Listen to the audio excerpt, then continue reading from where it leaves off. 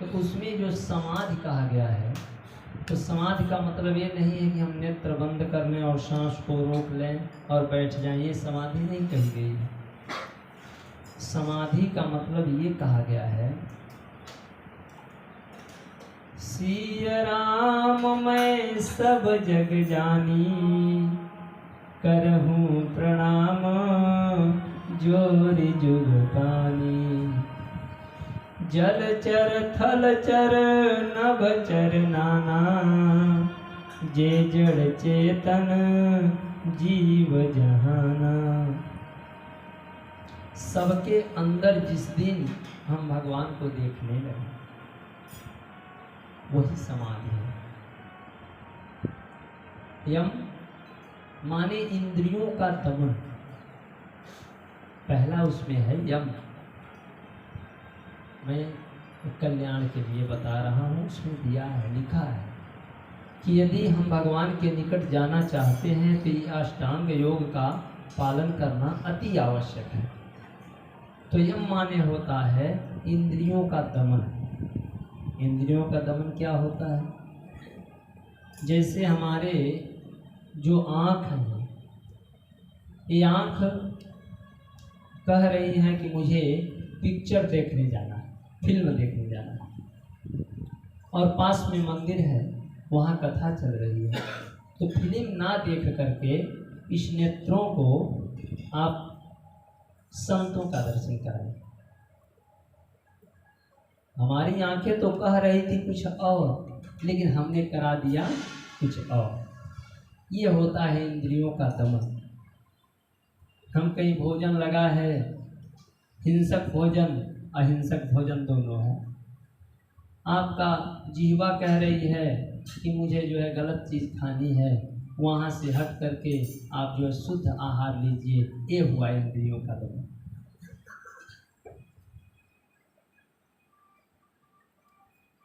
और नियम, यम के बाद नियम है। नियम क्या है? कुछ जीवन में नियम होनी चाहिए। जैसे ये कहीं किसी चीज़ का संकल्प ले लें कि हम झूठ नहीं बोलेंगे, बस बाकी कुछ भी करिए, एक काम करिए, झूठ नहीं बोलेंगे।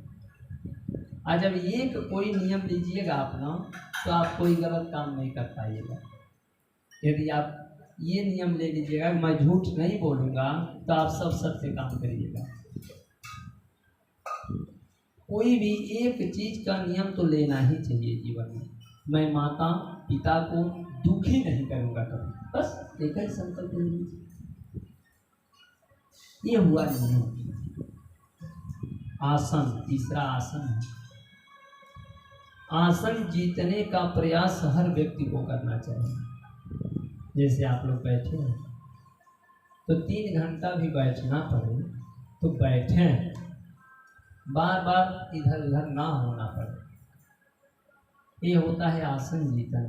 इसका और भी अर्थ है कि जैसे किसी एक आसन को, जैसे ये बिछाया गया है, इसको आप 12 साल अपने पास रखते हैं तो ये आसन सिद्ध हो जाता है। इस आसन पे बैठ के जो कहेंगे वो पूर्ण हो जाएगा। ये होता है आसन जीतना। प्राणायाम, प्राणायाम के माध्यम से आप जो चाहें वो कर सकते हैं। आप लोग सर्वभंग ऋषि का नाम सुने होंगे, रामचरितमानस में आता है। उनके मरने का समय आ गया था, लेकिन उन्होंने प्राणायाम के माध्यम से अपने प्राणों को रोक करके रखा कि राघव चल दिए हैं अवध से और आ रहे हैं, बिना उनके देखे प्राण को जाने नहीं देंगे। ये होती है प्राणायाम की शक्ति। और प्रत्याहार, प्रत्याहार का मतलब ये हुआ प्रत्यक्ष रूप से जानिए कि ये अन्न शुद्ध है, वही आप ग्रहण कर सकते हैं। नहीं तो वो कहाँ से आया, कैसे कमाया गया, किसी को उसमें सताया गया कि क्या किया गया, ये आप नहीं जानते, वो अन्न आप नहीं खा सकते, नहीं ग्रहण कर सकते हैं। और यदि करते हैं तो इस अष्टांग योग का जो नियम है, इससे आप विचलित हो जाएंगे।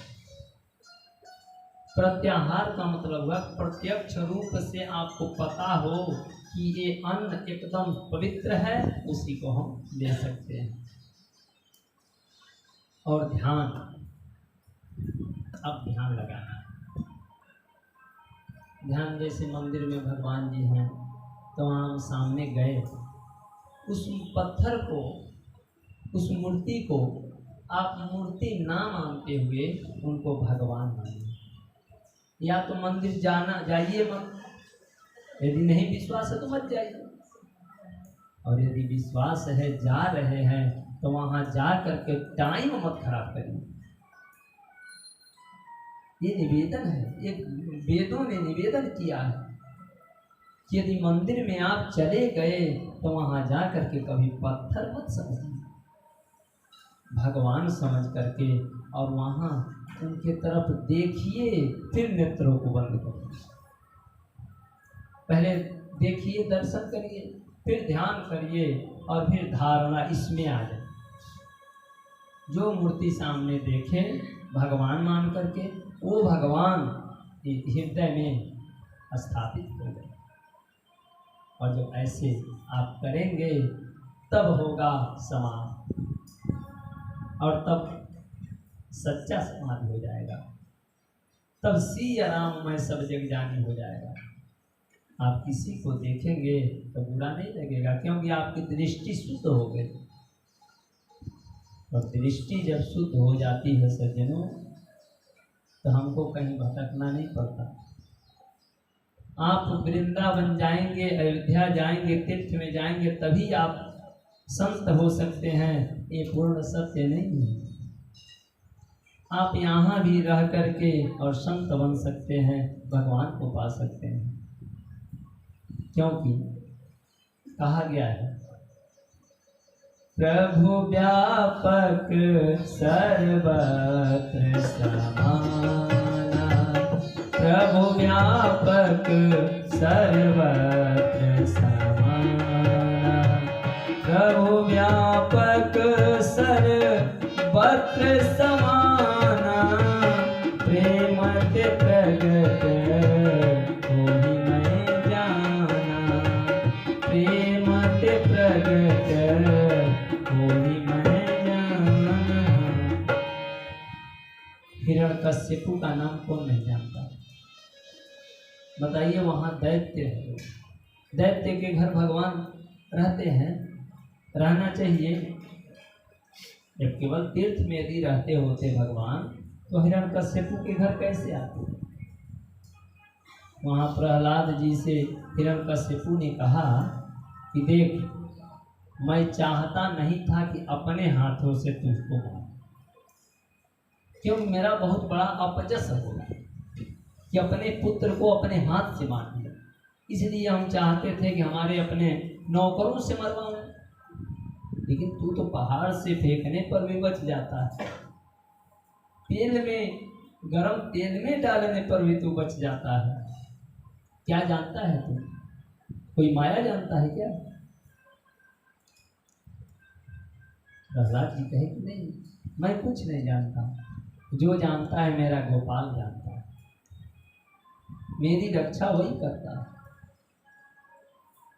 हिरण्यकश्यपु बोला कि बताए आज तेरा भगवान कहाँ रहता है, आज हम तेरे भगवान को ही मारेंगे, हम मारेंगे आज उसको खोज करके। प्रहलाद जी ने कहा कि पिताजी, भगवान तो ये जो तलवार लेकर के आप बार बार दिखा रहे हैं, इसमें भी है भगवान। भीलन लुटी गोपिका वही अर्जुन वही बाना, सब दिन हो तनेक समान। जो अर्जुन महाभारत को जीतता है, उसी अर्जुन के सामने भगवान की पत्नियों को भीलों ने लूट लिया। अर्जुन मजाल क्या है कि बाण चलाना तो दूर उठा नहीं पाए। ये तलवार जो हिला रहे हैं, यदि भगवान इसमें ना हो तो आप तलवार हिलेगा ही नहीं। ये जो आप बोल रहे हैं वो भी उन्हीं के शक्ति से आप बोल रहे हैं पिताजी। ये जो जिस खम्भे में हमको बांध रहे हैं, इस खम्भा में भी भगवान है। हिरण्यकश्यपु बोला, देख मैं खम्भे को ही तोड़ देता, देखे तेरा भगवान कहाँ है। खंभा पर ज्यों ही मारे वहां से नरसिंह भगवान प्रकट हुए। बोलिए नरसिंह भगवान। तो भगवान हर जगह है, भक्ति होनी चाहिए सज्जनों। लेकिन भक्त हम लोग सच्चे भक्त नहीं बन पाते। हम लोग सकाम में हैं। एक सेव चढ़ाएंगे 10 रुपया का सेव और 50 लाख मांगेंगे, सौदा करते हैं। प्रहलाद के सामने जब भगवान प्रकट हो गए, बोले बेटा क्या दूं? प्रहलाद बोले नहीं भगवान, मैं मांगने के लिए आपको नहीं बुलाया और मैं मांगने के लिए कभी भक्ति नहीं किया। भगवान बोले नहीं, मैं जब आता हूं तो बिना दिए जाता ही नहीं, ये मेरा नियम है। प्रहलाद सोच रहे क्या करूं, बच्चा है, लेकिन सोच रहे क्या करूं, क्या मांगूं कि मेरा नियम भी बच जाए, कुछ लूं नहीं और मांग भी लूं, प्रभु का वचन भी रह जाए। गोद में बैठ गए भगवान, बोले कि प्रभु यदि देना चाहते हैं तो 3 वचन भर दीजिए, मेरे सिर पर हाथ रख दीजिए। भगवान बोले क्या ऐसा है कि जो तू वचन मांग रहा है? मैं तो कुछ भी दे सकता हूँ, मैं तो अभी तुम्हें इंद्र बना दूंगा, मांग क्या चाहिए? प्रहलाद जी कहे यदि देना चाहते हैं तो यही वर दीजिए, यदि राशि समय कामा 12 द्वा वरदर सभ कामा नाम हृत संदोहम भवतस्तु वरदे पर। जब तक मेरा जिंदगी रहे, मैं मरूं फिर जन्म लूं, फिर भक्ति करूं, और जब भी आपसे कभी कुछ मांगने की इसमें इच्छा प्रकट ना हो, कभी आपसे कुछ मांगने के लिए इसमें अंकुर ना आवे, चाहत ना आवे, आपसे कभी कुछ मैं मांगू नहीं इस मुख से, बस यही वरदान दीजिए। यदि ऐसा वरदान आप मांगते हैं सज्जनों, ये सर्वश्रेष्ठ है। बड़े बड़े भक्त जो हुए हैं, ध्रुव जी हुए, भगवान बोले क्या चाहिए बताइए? 6 वर्ष का उम्र, कह रहे हैं यदि देना है तो एक ही वर दीजिए कि योन्तः प्रविश्यवान चमीमां प्रसुप्ता संजीवयत खिल शक्ति धरा स्वधामना। देना है तो यही दीजिए, हमारे योन्तःकरण में आप आकर के बैठ जाइए। भगवान बोले नहीं, तू तो राज के लिए आया था, तपस्या करने आए थे आप, तो पिता के गोद में बैठने के लिए आए थे। तो मैं कभी मुख से कहा हुआ नहीं देखता सुनता, मैं तो मन से आप क्या सोच रहे हैं मैं वो देखता। इसलिए सबसे बड़ी भक्ति है मनसा वाचा कर्मणा। जो मन में हम सोचें वही वाणी से बोलें और वही कर्म में करें। यदि जो हम मन में सोचते हैं वही मुख से बोलते हैं और वही कर्म में कर देते हैं, सबसे बड़ा भक्त वही है जो ऐसा करता है। इसलिए आप सभी को पुनः मैं एक बार और प्रणाम करता हूँ, क्योंकि आप लोगों के आशीर्वाद से यदि मैं व्यास गद्दी पे होता तो आप लोगों को प्रणाम नहीं कर सकता, क्योंकि व्यास गद्दी का एक नियम होता है, वहाँ कोई आ जाएगा, प्रणाम नहीं करना, सबको आशीर्वाद देना। इसलिए आज बड़ा आनंद आ रहा है कि मैं आप सभी को प्रणाम करने की जगह पे बैठा। ये जो बहनी बैठी है, बहनी का मतलब उधर हमारे तरफ बिटिया को बहनी बोलते हैं और बच्चे को बाबू बोलते हैं प्यार से। ये जो बैठी है कथा सुना रही है, सभी आप लोगों का आशीर्वाद, क्योंकि हम सभी ये लोग जानते हैं, हमारे क्षेत्र के लोग हैं। हम 11 वर्ष की उम्र में कथा कहना प्रारंभ कर दिए और कथा सुनाते थे तो इसलिए नहीं सुनाते थे कि मेरा ख्याति हो, मेरा नाम हो। कथा हम कभी भी इसलिए किए हैं कि आप सभी सामने बैठते हैं, आप सभी का आशीर्वाद प्राप्त होता है और सभी मुझे आशीर्वाद देते रहे। संतों का, आप सभी का आशीर्वाद और जब ये अपने मातृ गर्भ में थी तो इसके माता जी रामायण पढ़ा करती थी, श्रीमद् भागवत पढ़ा करती थी। आज उसी का ये फलस्वरूप है कि आप लोगों के सामने बैठ कर कथा सुना रहे हैं। आज के समय में भी हमने रिसर्च किया कि यदि किसी माता के गर्भ में बच्चा या बच्ची हो, वो रामचरितमानस पढ़े, श्रीमद् भागवत महापुराण गीता पढ़े, तो 100% नहीं 101% गारंटी है कि वो बच्चा संस्कारी ही होगा, इसमें कोई दो राय नहीं। अब इसमें प्रश्न आता है कि कोई माता नहीं पढ़ी लिखी है, वो क्या करे? तो केवल सामने रख करके और प्रणाम करे, नित्य केवल दर्शन करे पुस्तक को और प्रणाम करे तो अवश्य बदलाव आएगा। इसलिए आप पुनः सभी आशीर्वाद देते रहिए कि हम लोग कथा के माध्यम से सेवा करते रहें और भारत के लोगों को, विश्व के लोगों को सुंदर शिक्षा देते रहें, जिससे परिवार में सबके सुमति रहे। बोलिए श्री कृष्ण कन्हैया लाल की, राधे राधे। आइए प्रेम से आरती किया जाए 2 मिनट।